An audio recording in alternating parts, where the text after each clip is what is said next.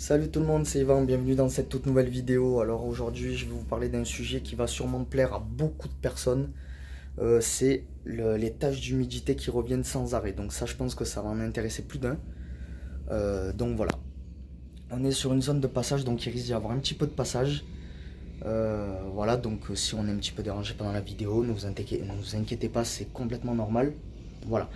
Avant d'aborder le sujet, si vous n'êtes toujours pas abonné, n'hésitez pas à vous abonner si cette vidéo vous plaît et à mettre un petit pouce bleu. Donc nous attaquons tout de suite le vif du sujet.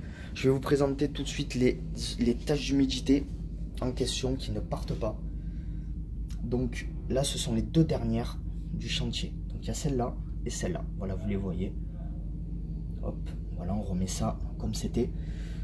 Donc voilà, ces deux taches, j'approche un petit peu la caméra pour que vous puissiez regarder.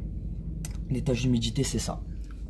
Il faut savoir que sur le chantier, on avait des zones énormes avec des taches d'humidité. Donc, excusez le bazar. On est sur un chantier, donc voilà, là vous voyez tout ce pan de mur entier qui a été réenduit. Il faut savoir que de partout, il y avait les enduits, c'était couvert de taches d'humidité.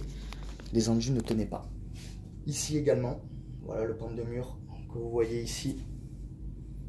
Voilà, là il y a un chauffage maintenant, donc maintenant la pièce a été chauffée. Il faut savoir que pendant plusieurs mois la pièce n'était pas chauffée, donc elle est exposée au froid et à l'humidité, d'où pourquoi les taches d'humidité venaient. Donc maintenant ce sont des endroits chauffés, donc il n'y a plus de problème de froid et d'humidité. Voilà, j'ai écarté un petit peu ce qu'il y avait devant. Ici pareil, voilà, toute cette zone là, tout ce pan de mur là a été recouvert de taches d'humidité. Ça cloquait souvent même dans cette zone là par exemple, ça n'arrêtait pas. Donc là voilà, avant de vous expliquer comment on a traité ces taches d'humidité, n'hésitez pas à nous laisser, me laisser en commentaire vos expériences personnelles. Donc si vous aussi vous avez été victime de ces taches d'humidité, si vous avez réussi à les traiter, ben, dites-nous comment vous avez fait. Et puis si vous avez toujours si vous êtes toujours dans l'incapacité de traiter ces taches, dites-moi également comment vous vous y prendriez pour les régler. Donc tout de suite je vais vous expliquer un petit peu comment régler ces problèmes d'humidité.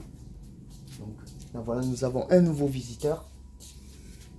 Donc nous avons réussi à régler ces taches d'humidité avec du murex qui est ici. Donc le murex, qu'est-ce que c'est? C'est un enduit d'extérieur, donc mur pour mur et ex pour extérieur. Donc nous avons réussi à régler ces problèmes avec du murex. C'est un enduit d'extérieur en fait que on peut mettre dans des façades. Les façades, il faut savoir qu'elles sont souvent exposées aux conditions naturelles, dans le froid, l'humidité. Donc là on a carrément mis ça en intérieur. Donc d'abord on a imprimé, on a mis ça.